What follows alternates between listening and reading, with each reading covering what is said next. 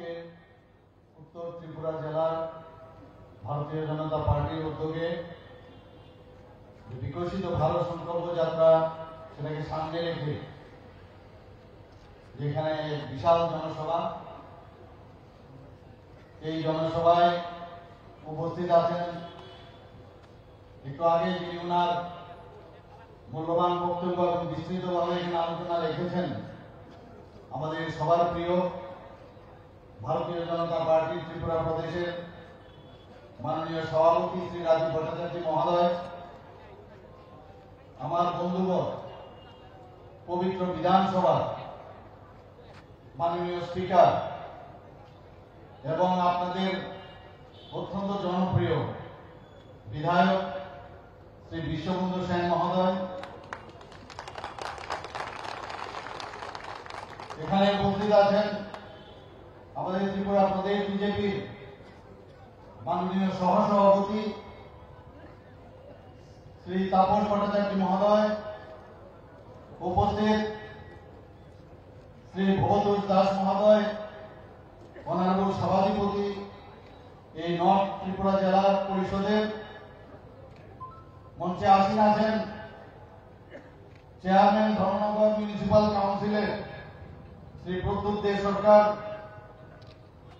আমাদের এই ডিস্ট্রিক্টের যার সভাপতিত্বে আজকের এই বিশাল জনসভা, যিনি ওনার প্রারম্ভিক ভাষণে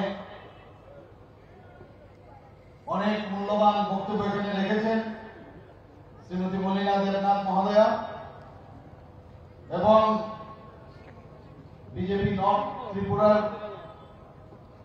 উত্তর ত্রিপুরা জেলার যিনি সাধারণ সম্পাদক শ্রী কাজল দাস মহোদয়, এখানে উপস্থিত আছেন chairman, vice chairman municipal council, নগর পঞ্চায়েত, পঞ্চায়েত সমিতির এবং অন্যান্য বিভিন্ন স্তরের যারা জনপ্রতিনিধিগণ এবং যারা আমাদের এই পার্টির বিভিন্ন স্তরের যারা পদে আসীন আছেন, কার্যকর্তারা আছেন, পৃষ্ঠা প্রমুখ থেকে শুরু করে যারা সমস্ত কার্যকর্তারা এখানে উপস্থিত আছেন এবং আমার প্রিয় সাংবাদিক বন্ধুদের, আজকের এই জনসভা থেকে আমি সবাইকে হার্দিক অভিনন্দন ও শুভেচ্ছা জানাচ্ছি। যখন আমার বন্ধুবর এবং আপনাদের অত্যন্ত প্রিয় বিধায়ক বিশ্ববন্ধু বাবু আমাকে বললেন যে ওনার কিন্তু আসতে হবে, যেটা আমাদের রাজীব বাবু বলার চেষ্টা করেছেন, তিনি যখনই বলেন না বলার একটু সমস্যা হয় আমার। তা আমি শুধু আমরা সরকার যখন আমরা গঠন করলাম, সেই গঠনের পরে আমি কয়েকবার উত্তর জেলা, বিশেষ করে আমাদের এই ধর্মনগরে আমি কয়েকবার এসেছি এবং তারপরেও কয়েকবার এসেছি। এখানে বলা হয়েছে যে আমার সাথে একটা আলাদা গোপন একটা সম্পর্ক আছে, আবার গোপন সম্পর্ক যেভাবে একটা সিক্রেট কথা আমাদের রাজীব বাবু বলেছেন, ওপেন সিক্রেট সবাই জেনে গেল। বন্ধুগণ, 2018 ভারতীয় জনতা পার্টি এবং আইপিএফটি সরকার আসলো। ত্রিস্তরীয় পঞ্চায়েতে আমরা কয়েকটা সিট বাদ দিলে সমস্ত ত্রিপুরাতে আমরা জিতলাম আমাদের ভারতীয় Janata party. Municipal corporation, municipality, নগর পঞ্চায়েত, সেখানেও যখন আমাদের ইলেকশন হলো, আমরা সেখানে ভারতীয় জনতা পার্টি আমরা সব কটা প্রায় জিতে গেলাম।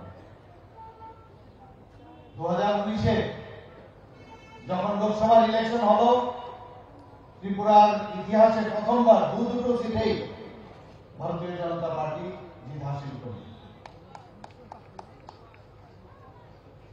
2023 আবার ইলেকশন হলো, সেই ইলেকশনে এসে পড়ছি কত ধরনের স্লোগান ওনারা দিয়েছিল, নিশ্চয়ই আপনারা এটা শুনেছেন এবং অবগত আছেন। এর আগে আমাদের যে উপনির্বাচন যেগুলো 2023-এর আগে হয়েছিল, সেখানেও আমরা জিতেছি ভারতীয় জনতা পার্টি। পরবর্তী সময়ে উপনির্বাচনে আবার কিছুদিন আগে বক্সনগর এবং ধনপুরে যে ইলেকশন হলো, সেখান থেকে আমরা, যেখানে বক্সনগরে মার্কসবাদী কমিউনিস্ট পার্টির আতুর গড় বলা হতো, সেই জায়গার মধ্যে আমরা শুধু জিতেই আমরা সেখানে জামানত জব্দ করেছি। 30,000-এর উপর ভোট আমরা পেয়েছি সেখানে। ধনপুরে আমরা 18,000 ভোটে আমরা যা জিতেছি। আর এবার মাননীয় প্রধানমন্ত্রীজির নেতৃত্বে 5 রাজ্যে যখন ইলেকশন হচ্ছিল, নির্বাচন হচ্ছিল, তারপরে বলছিল আবার এসে পড়ছি। একটু আগে আমাদের মাননীয় বিধায়ক মহোদয় বলছিলেন যে বহু লোক ভারতীয় জনতা পার্টির পতাকা তলে সামিল হন, আবার মাঝে মাঝে চলে যান। উনি একটা শব্দ ব্যবহার করেছেন, আমি সেটা আর বলছি না। কেন সেটা করেন? এবং এই যে 5টা রাজ্যের মধ্যে 3টা রাজ্যে আমরা বিপুল পরিমাণে ভোট পেয়ে ভারতীয় জনতা পার্টির সরকার সেখানে ঘটেছে, এবং সেখানে আমিও সবকটা জায়গার মধ্যে যখন শপথ অনুষ্ঠান হয় সেখানে উপস্থিত ছিলাম। মানুষের মধ্যে একটা ফুর্তি, মানুষের মধ্যে একটা আশা। মাননীয় প্রধানমন্ত্রী যে স্বপ্ন দেখান, স্বপ্নের সৌদাগর, একটা চাইওয়ালা এখন স্বপ্ন দেখাচ্ছে। প্রতিদিন উনি স্বপ্নই দেখাচ্ছেন, আর স্বপ্ন বাস্তবায়িত করছেন। স্বপ্ন দেখান এবং স্বপ্নকে কিভাবে ইমপ্লিমেন্টেশন করতে হয় সেটা উনি দেখাচ্ছেন। কিন্তু আমরা কি দেখছি, এখনো উনারা নতুন একটা অভিযান শুরু করেছেন, দুয়ারে দুয়ারে কংগ্রেস। আমাদের থেকে ধার করে নিয়ে গেছেন এখন দুয়ারে দুয়ারে কংগ্রেস। অদ্ভুত। আগে মনে ছিল না দুয়ারে যাওয়ার প্রয়োজন ছিল না আপনাদের? ছত্তিশগড়ও এই ঘটনাটা ঘটেছিল যে আমাদের সরকার যখন ছিল ডাক্তার সাহেবের নেতৃত্বে, সেই ধার করা যে আমাদের প্রকল্পগুলো ছিল সেইগুলো ইমপ্লিমেন্টেশন করার চেষ্টা করেছিল, কিন্তু সেখানেও টিকেনি। কারণ ওরা মুখে বলে কিছু আর করে আরেকটা। কারণ মাঝখানে ওদের যে কাজ সেটা হচ্ছে করাপশন। রস্সি জল গিয়া লেকিন বল নেই গিয়া। এখনো বলছে, এই হারের পরে বলছে লোকসভাতে অন্যরকম হবে। এই যে একটা অদ্ভুত রাজনীতি আমরা দেখে দেখে এতদিন ধরে, বহু লোক কংগ্রেসের উপর, বিশেষ করে ত্রিপুরাতে একটা আশা দানা বেঁধেছিল যে না আবার চলে আসবে। কিন্তু মানুষ বুঝেছে তাদের উপর বিশ্বাস করা যায় না, কংগ্রেসের উপর বিশ্বাস করা যায় না। আর অন্যান্য বিরোধী দলের যারা ছিল, আমাদের মতো যারা বিরোধী দল করতো, তারা কি বলেছে যে কংগ্রেস সিপিএম এর বিটি বলতো কিনা, কিন্তু আজকের তারিখে সেটা প্রমাণিত। অদ্ভুত। আমরা 2023-এর ইলেকশনে কি দেখলাম? কংগ্রেসের পার্টি অফিস থেকে সিপিএম এর ফ্ল্যাগ বেরো, আর সিপিএম এর পার্টি অফিস থেকে কংগ্রেসের ফ্ল্যাগ বেরো। অদ্ভুত। আমি বিধানসভায়, এখানে মাননীয় আমাদের স্পিকার মহোদয় আছেন, আমি ওনাদের উদ্দেশ্যে প্রশ্ন করেছিলাম আপনারা উপরে গিয়ে কি জবাব দেবেন যাদেরকে খুন করেছে, ধর্ষণ করেছে, অগ্নিসংযোগ করেছে, ত্রিপুরার থেকে তাড়িয়ে দিয়েছে। আমরা সবসময় দেখতাম যখনই কোন ইলেকশনে হোক, সেটা ত্রিস্তরীয় পঞ্চায়েতে হোক, মিউনিসিপ্যালিটি হোক, লোকসভা হোক, বিধানসভা হোক, সাইরেনের আওয়াজ আমরা শুনতাম, অগ্নিসংযোগের এইসব তো আমরা দেখতাম। তাদের সাথে আপনারা হাত মিলিয়েছেন, রক্তমাখা হাতের সাথে আপনারা হাত মিলিয়েছেন। আমি এখনো বুঝি না কেন এখনো কিছু কিছু মানুষ তাদের পিছনে কেন যায়, আমি বুঝতে পারি না। এখন ভারতীয় জনতা পার্টি, আমাদের যারা গার্জিয়ান, আমাদের যশস্বী প্রধানমন্ত্রী নরেন্দ্র মোদীজি, আমাদের গার্জিয়ান ভারতীয় জনতা পার্টি, জেপি নাড্ডাজি সর্বভারতীয় সভাপতি, আমাদের গার্জিয়ান, আমাদের বর্তমান যিনি হোম মিনিস্টার অমিত শাহজি, যিনি আগে পূর্বে ভারতীয় জনতা পার্টি সর্বভারতীয় সভাপতি ছিলেন, 2018 আমাদের মুক্তি দিয়েছেন ওনারা। সেই জায়গায় দাঁড়িয়ে আজকে কেন মানুষ অন্যদিকে যাবে ভাববার বিষয়। কি প্রলোভন ওরা দেখাচ্ছে। ইতিহাস আপনারা দেখবেন না? ইতিহাস হিস্ট্রি রিপিটস ইটসেলফ। ওদেরকে যদি আনেন, একমাত্র করাপশন ছাড়া কিছু পাবেন না। করাপশন হচ্ছে ওদের মেইন আসল ওদের লক্ষ্য। রাজনীতিতে ওনারা আছেনই শুধু করাপশন করার জন্য। আমরা কিছুদিন আগেও দেখেছি 200 কোটি টাকা 300 কোটি টাকার একজন কংগ্রেসের একজন এমপি কমসা, ওর বাড়ি থেকে এখনো ভোট চলে যায় কিন্তু নোট কাউন্ট শেষ হয় না। তৃণমূলেরও আমরা দেখতাম ওয়েস্ট বেঙ্গলে এখনো জেলে আছে বহু লোক। ভোট কাউন্ট শেষ হয়ে যায় কিন্তু নোট কাউন্ট হয় না, শেষ হয় না। এই হচ্ছে এই অন্যান্য পার্টির তাদের চেহারা। কিন্তু মাননীয় প্রধানমন্ত্রী নরেন্দ্র মোদীজি কি বলছেন? আজকে বিকশিত ভারত সংকল্প যাত্রা, যে আমি গ্যারান্টি দিচ্ছি মানুষের তার আর্থসামাজিক উন্নয়ন আমরা করব, সামাজিক উন্নয়ন করব, সেই বিষয়ে আমাদের যশস্বী প্রধানমন্ত্রী নরেন্দ্র মোদীজি বলছেন। উনি গ্যারান্টি দিচ্ছেন, আর গ্যারান্টি দিচ্ছেন উনি। এটা চাই বলে আজকে আমাদের সেই গ্যারান্টি দিচ্ছেন। আজকে দেশ কোন জায়গায় চলে গেছে, সারা পৃথিবীর মধ্যে এখন সর্বশ্রেষ্ঠ দেশ হিসাবে এখন গণ্য করা হচ্ছে। একমাত্র সেটা সম্ভব হয়েছে আমাদের যশস্বী প্রধানমন্ত্রী নরেন্দ্র মোদীজির কারণে। এবং যেখানে যেখানে ভারতীয় জনতা পার্টি সরকার আছে, কোন জায়গার মধ্যে স্বচ্ছতার কোন অভাব নেই, স্বচ্ছতার সরকার করছে। সকাল থেকে রাত্রি পর্যন্ত খালি মানুষকে কিভাবে মানুষের যে সমস্যা সে সমাধান নিরসন করা যায় সেই চিন্তা ভাবনা করেন আমাদের মাননীয় প্রধানমন্ত্রী। সেই বিষয়ে আমরাও কাজ করছি। আগে সমাধান সৃষ্টি করে সমাধান সৃষ্টির মাধ্যমে ওরা সরকারে থাকতো, আর আমরা কি করছি? সমাধান নিরসনের মধ্যে আমরা সরকারে থাকতে চাই। এটা হচ্ছে ভারতীয় জনতা পার্টি আমাদের এইমস এন্ড অবজেক্টিভ, আমাদের উদ্দেশ্য। মানুষের মুখে একটু হাসি যদি ফোটানো যায়।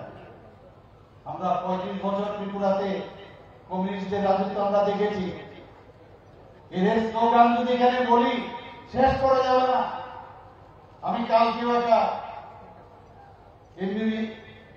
ইউনিভার্সিটি অন্যান্য যেসব কলেজগুলো আছে সেই সব কলেজের যে সমাবর্তন অনুষ্ঠান, ওয়েলকাম, ওনাদের যে যারা নতুন ভর্তি হয়েছে তাদের অনুষ্ঠানে আমি গেছি। সেখানে আমি বলেছি, কি বলেছি, যে সত্যিকারের মানুষ হওয়ার চেষ্টা করবে এবং দেশাত্মবোধের ভাবনা চিন্তা ভাবনা তোমাদের মধ্যে আসা হওয়া উচিত। কারণ আগামী দিনে আমাদের যাদের দেশাত্মবোধের ভাবনা না থাকবে, দেশ আগে, তারপরে পার্টি, তারপরে আমরা নিজেরা, তার সেই বিষয়ে আমাদের এই পার্টি চলে। আমরা কিন্তু অন্যান্য পার্টি কি ওই এলসিএম ডিসিএম ওই সবই বলছিলেন একটু রাজীব বাবু, আগে আমাদের পেট ঠিক থাকতে হবে।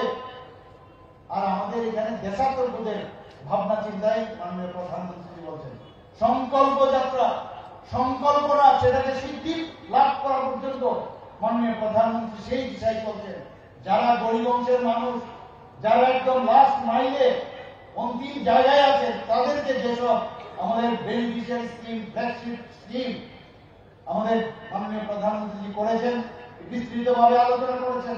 যারা এখনো বুঝেন না কিভাবে সেই স্কিমের তার লাভ নেওয়া যায়, তাদের উদ্দেশ্যে মাননীয় প্রধানমন্ত্রীকে বিকশিত সংকল্পের যে গাড়ি উনি পাঠিয়েছেন, সেই গাড়ির নাম দিয়েছেন এখন গ্যারান্টি গাড়ি।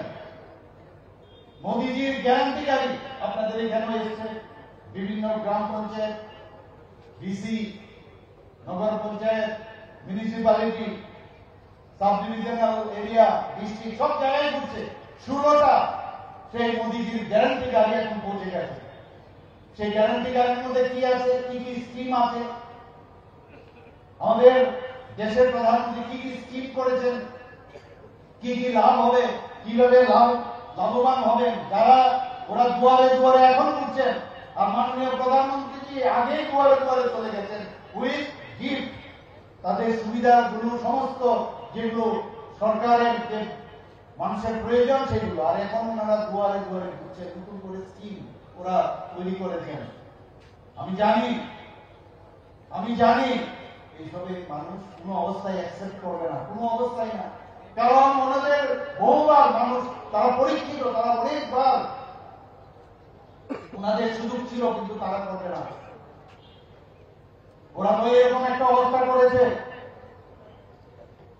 আমরা সবাই যেটা বলতাম তাই, যে ত্রিপুরাতে দোস্তি, ত্রিপুরাতে কুস্তি, আর দিল্লিতে দোস্তি, সেটাই করতো। আজকে যেটা প্রমাণিত, যেটা আমি বললাম যে ফ্ল্যাগ বেরোয়, এখন এই অদ্ভুত লাগে। আমার পাড়ার মধ্যেও আমি দেখি, বিভিন্ন বুথের মধ্যেও দেখি, কি আনন্দ তাদের মধ্যে। সিপিএম এর ঘরে কংগ্রেস যাচ্ছে, কংগ্রেস সিপিএম এর ঘরে যাচ্ছে, অদ্ভুত এক অবস্থা এখন। কারণ তাদের পায়ের নিচে এখন মাটি আর নেই। বন্ধুগণ, দুটো আবার লোকসভার ইলেকশন আসছে। আমি নিশ্চিত যে আগামী দিনে আমাদের মাননীয় প্রধানমন্ত্রীজিকে, কারণ সেটা আমাদের করতে হবে, কারণ উনি আমাদের 2023-এ আবার দ্বিতীয়বার ভারতীয় জনতা পার্টি এবং আইপিএফটি সরকার, উনার কারণে সেখানে উনি বসিয়েছেন। কাজেই আমাদের উচিত এই যে দুটো এমপি সিট, উনাকে বেশি পরিমাণে ভোট দিয়ে আমরা আগামী দিন ওনাকে উপহার দেব। আমাদের দায়িত্বের মধ্যে পড়ে। এখানে আজকে রাজীববাবু বলেছেন যে ধর্মনগরের জন্য আমার একটা আলাদা একটা টান এখানে আছে। সেই টানের কয়েকটা বিষয় আপনাদের কাছে এখানে আমি রাখতে চাই। সেটা হচ্ছে, রেভিনিউ ডিপার্টমেন্ট থেকে যে কনস্ট্রাকশন ডিএম অফিসের, সেটা কাজ চলছে এখানে, আপনারা সবাই জানেন। আপনারা এটাও জানেন, ভুপলং কুর্তিতে যে ধর্মনগর সাব ডিভিশনে নিউ অফিস বিল্ডিং, সেটাও এখানে কাজ চলছে। 761 ল্যান্ড অ্যালটমেন্ট প্রপোজাল, সেটাও আমরা যারা মুখ্যমন্ত্রী চা শ্রমিক কল্যাণ প্রকল্পে ধর্মনগর সাব ডিভিশনে 50% বার্তা ডিস্ট্রিবিউশন হয়ে গেছে। এবং কাঁচার ক্যান্সার হসপিটাল, যেটা বারবার আপনাদের বিধায়ক মহোদয় আমার পেছনেই পড়ে গেছেন, সেখানে 15 একর জমি দেওয়া হয়েছে, যে এখানে অবশ্যই ক্যান্সার হসপিটাল করতে হবে। ওনারা আমার সাথে দেখা করেছেন, ওনার উপস্থিতিতে, আমাদের মাননীয় বিধায়কের উপস্থিতিতে।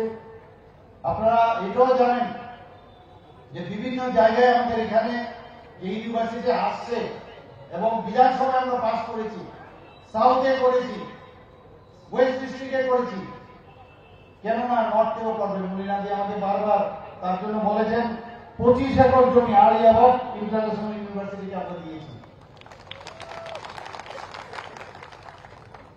আমি নিজে একজন ডাক্তার, আপনারা হয়তো অনেকে জানেন। আমাদের 4-4টা প্রায় 3টা অলরেডি ট্রমা সেন্টার অলরেডি সাউথে হয়ে গেছে, শান্তিবাজারে, গোমতী ডিস্ট্রিক্টে, উদয়পুরে হয়েছে, আর আরেকটা হয়েছে আপনার আমবাসাতে, ধলাই ডিস্ট্রিক্টে। আর কিছুদিনের মধ্যে ট্রমা সেন্টার আপনাদের ধর্মনগরও সেটা ইনোভেশন হয়ে যাবে। 50 বেডের যে ফিল্ড হসপিটাল, সেই কাজটা এর মধ্যে কাজ চলছে। 50 বেডের হসপিটালের কাজ এখানে নতুন ভাবে, সেটারও কাজ এখানে চলছে। ইসিআরপি যে 2, তার অধীনে নতুন মর্গ তৈরির জন্য অনেকবার নতুন মর্গ এখানে নেই, নতুন একটা মর্গ তৈরি, সেই কাজটা এখানে শুরু হয়েছে। আপনারা জানেন যে আমবাসাতে একটা cardiac centre, cardiac care centre একটা খুলেছিলাম আমরা। সেই কার্ডিয়াক কেয়ার সেন্টারও আপনাদের এই ধর্মনগর এই ডিস্ট্রিক্টে আপনারা, সেটারও কাজ চলছে এখানে। সিএমও অফিস অনেকদিন ধরে সেটার বিষয়ে বলেছে, চিফ মেডিকেল অফিসারের বিল্ডিং এখানে নেই, তারও কাজ এখানে শুরু হয়ে গেছে। 50 বেডের maternal and child care hospital এই ডিস্ট্রিক্টে, তারও স্যাংশন আমি দিয়ে দিয়েছি। আমাদের সরকার, আমাদের ডিপার্টমেন্ট সেটাও দিয়ে দিয়েছি। প্রাইম মিনিস্টার আবাস যোজনাতে 43,340 9 জন তার স্যাংশন আমরা দিয়েছি। এর মধ্যে প্রায় 88% তার কমপ্লিট হয়ে গেছে কাজ। আমরা রিয়াং যারা প্রিমিটিভ যারা জনজাতিরা আছেন সেই স্কিমের মাধ্যমে তার জন্য আমরা তাদের হাউস যাতে তারা পায় আপনাদের এই ডিস্ট্রিক্টের মধ্যে আমরা তার ব্যবস্থা আমরা করছি। আমরা আরবান এলাকাতে প্রাইম মিনিস্টার আবাস যোজনা সেখানেও 4222 জনের আমরা এই ধর্মনগর মিউনিসিপাল কাউন্সিলের আন্ডারে প্রায় 92% হাউস কমপ্লিট হয়ে গেছে। একটার পর একটা সমস্ত ডিস্ট্রিক্টে আরো অনেক কিছু যেগুলো এখন আমি বলছি না, আপনারা জানেন যে এবার বাজেটে একটা নতুন করে স্যাটেলাইট টাউন এই ধর্মনগরের পাশে, তার জন্য আমরা এবারের যে আমরা বাজেট সেখানেও তার সংস্থান আমরা রেখেছি। ধর্মনগর কনজেস্টেড হয়ে গেছে, তার একটু আশেপাশে আবার নতুন করে একটা স্যাটেলাইট টাউন হবে, সব ধরনের সুযোগ সুবিধা সেখানে থাকবে। বন্ধুগণ, আপনারা জানেন যে প্রতি ঘরে সুশাসন, রাজীব বাবু সেটাও বলেছেন যে প্রধানমন্ত্রী নরেন্দ্র মোদীজি সেটা করছেন, আমরাও পাশাপাশি আমাদের সরকার ত্রিপুরা সরকার উনার মার্গদর্শনে, মাননীয় প্রধানমন্ত্রীদের মার্গদর্শনে প্রতি ঘরে সুশাসনের মেলা, অ্যাওয়ারনেস এবং একসাথে মিলে আমরা মানুষের কাছে যেসব মৌলিক যে অধিকার তাকে দেওয়ার জন্য আমরা সেই কাজটা আমরা করে যাচ্ছি। যখন আমরা এটা 2.0 মানে দ্বিতীয় বর্ষে আমরা শুরু করছি, 1 বছর আমরা অত্যন্ত সাফল্য লাভ করেছি। প্রায় 100% যেটা সিদ্ধি লাভের কথা বলা হচ্ছে, 100% তার সিচুয়েশন পয়েন্ট যাতে হয় সেই দিশায় আমরা কাজ করছি। বন্ধুগণ, আমরা শুধু চাই যে ভারতীয় জনতা পার্টির যে সরকার এখন চলছে তার প্রতি আপনারা আস্থা রাখবেন। আমার সরকার এটা আমাদের আপনাদের সরকার না, এটা হচ্ছে আমাদের সরকার, আমার সরকার। তার জন্য একটা আমরা ওয়েবসাইট আমরা খুলেছি। আপনারা সবাই জানেন কোথাও কোনো রকম সমস্যা হলে ফটো তুলে তার মধ্যে যদি আপনারা আপলোড করেন, 3 দিনের মধ্যে যদি সমাধান সেই জিপি লেভেলে না হয় তাহলে সেটা উপরে আসবে এসডিএম লেভেলে, এসডিএম লেভেলে যদি সে সমাধান না হয় ডিস্ট্রিক্ট লেভেলে আসবে, ডিস্ট্রিক্ট লেভেলে যদি সমাধান না হয় সেটা স্টেট লেভেলে আসবে, মুখ্যমন্ত্রী এবং আমাদের চিফ সেক্রেটারি আমরা দুজনে মিলে তখন আমরা সেটা দেখি। তো সেইভাবে আমরা চাই মানুষের যেসব সমস্যা সেই সমাধানের লক্ষ্যে আমরা কাজ করি। আজকে এখানে যে কারণে আজকে আপনারা সবাই অনেকক্ষণ ধরে এখানে বসে আছেন, আমি একটা কথাই বলবো, আমরা এমন একটা প্রধানমন্ত্রীর অধীনে আমাদের দেশ চলছে, যে দেশকে যেভাবে শক্তিশালী করছেন, সেটা এগ্রিকালচারে হোক, এডুকেশনের দিকে হোক, সেটা স্পোর্টসের বিষয়ে হোক, এবং যে কোনো স্তরে আপনারা যদি দেখেন, আপনারা সব বিষয়ে মাননীয় প্রধানমন্ত্রী সেই দিকে দেখছেন। উনি কি বলছেন, জাতপাতের রাজনীতি আমি করতে চাই না, আমাদের কাছে 4টাই জাত আছে, একটা হচ্ছে গরিবী জাত, উনি বলছেন কোন জাত নেই আমাদের এখানে, 4টা জাত, একটা হচ্ছে গরিবের জাত, একটা কৃষকের জাত, আরেকটা হচ্ছে যুবকের জাত আর মহিলার জাত। 4 জাত, এই 4 জাতের যদি উন্নয়ন হয় তাহলে দেশ সামনের দিকে আসবে, এগিয়ে যাবে।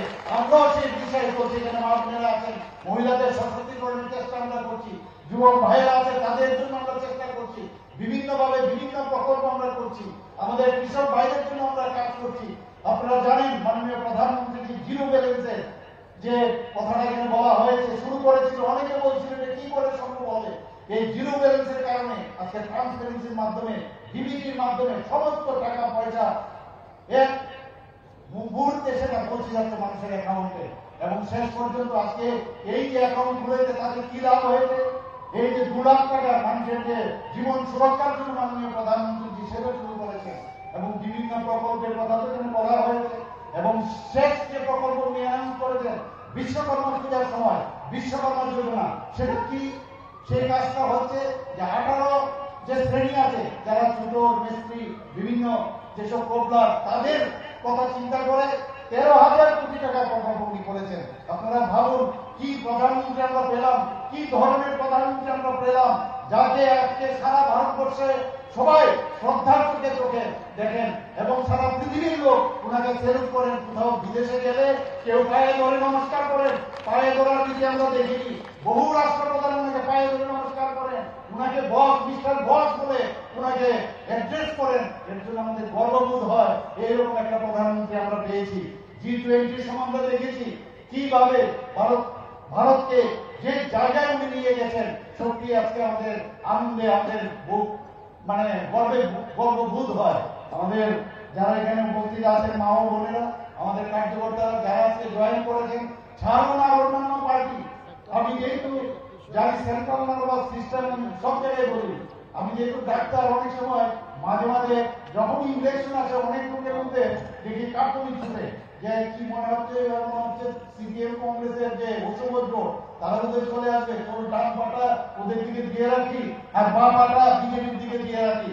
বন্ধুগণ, ভুলে যান এসব, ভুলে যান। সিএনএস কে স্ট্রং করুন, যে সমর্পণের ভাবনার পার্টি হচ্ছে ভারতীয় জনতা পার্টি। দেশের ভাবনা চিন্তা ভাবনা যে পার্টি করে সেই পার্টির সাথে আমরা থাকবো, পাবো না কিছু, কিন্তু দেশের জন্য আমরা কাজ করবো, সেই আশা আপনাদের কাছে রেখে এবং আগামী দিন ভারতীয় জনতা পার্টি যে দুটো সিট এই কেন্দ্রে আমাদের হবে, আমাদের এমপিসিতে, সেটা আমরা বিপুল ভোটে জয়যুক্ত করবো। এবং প্রতিটা ঘরে আপনারা যান, মা বোনদের সাথে যোগাযোগ করুন, প্রতিটা ঘরে গিয়ে কথা বলুন। আপনারা রাজনীতির জন্য রাজনীতি করার কোনো প্রয়োজন নেই, খালি একটা রাজনীতি করবেন, সেটা হচ্ছে মানুষের পাশে দাঁড়ানো। কারণ ঘরে যান, মাসিমা শুনলাম আপনার ছেলের শরীর ভালো না, মাসিমা আপনার শরীর ভালো না, হসপিটালে আপনি ভর্তি আছে, আপনার মেসমশাই ভর্তি আছে, আচ্ছা কি হয়েছে, একবার কি দাঁড়ান। আমি শুনলাম আপনাদের এখানে ছেলে পড়াশোনা করতে পারছে না টাকার অভাবে, এই যে আপনি যাবেন, আপনারা এখানে যারা আছেন, you are the ambassadors of the Bharatiya Janata party, আপনাদের উপর বিশ্বাস থাকবে। এই যে সময়ে যখন মানুষের ঘরে যাবেন, এর জন্য শুনলাম জল নাকি আসছে না, আমাদের তো জল জীবন মিশন এলাকায় আপনার এখানে মাউন্ট দিয়েছে, কিন্তু জল আসছে না। আচ্ছা দেখছি আমি এই যে বিষয় প্রতিটা, কেন এতগুলো প্রকল্প আপনারা পাননি, এখন গ্যাসের চুলো এখন পাননি, গ্যাসের কানেকশন পাননি, ঘর আপনি পেয়েছেন, কি হলো গা অসমাপ্ত কেন? আচ্ছা আমি দেখছি এই যে বিষয়, এইগুলো নিয়ে যদি আপনি যান, তাহলে দেখবেন না রাজনীতি জিন্দাবাদ করার দরকার নেই, বড় বড় সভা করার দরকার নেই, শুধু বুথ লেভেলে যদি এই কাজটা করেন, পৃষ্ঠ প্রমুখরা প্রতিটা ঘরে ঘরে সমর্পণের ভাবনা নিয়ে যদি যায়, তাহলে আমরা নিশ্চিন্ত মনে, প্রধানমন্ত্রী আমাদের উপর নিশ্চিন্ত থাকবে, আমরাও আপনাদের উপর নিশ্চিন্ত থাকবো যে না, আমাদের সাথে 42,000 পৃষ্ঠ প্রমুখ আছে, আমাদের কাছে বুথ প্রেসিডেন্টরা আছে, এবং আমাদের যে যারা বুস্তরে যারা কাজ করছেন তারাই এই কাজটি সমাধান করবেন। তো সেই আশা আকাঙ্ক্ষা রেখে আমি সবাইকে আমার যে সিদ্ধির কথা আমি বললাম, যে 100% সিদ্ধি আমাদের করতে হবে, প্রকল্প যেগুলো আছে সেইগুলো সংকল্প নিয়ে আমরা আগামী দিন চলবো। সবাইকে আবার আমি ধন্যবাদ জানিয়ে, শুভেচ্ছা জানিয়ে আমি আমার বক্তব্য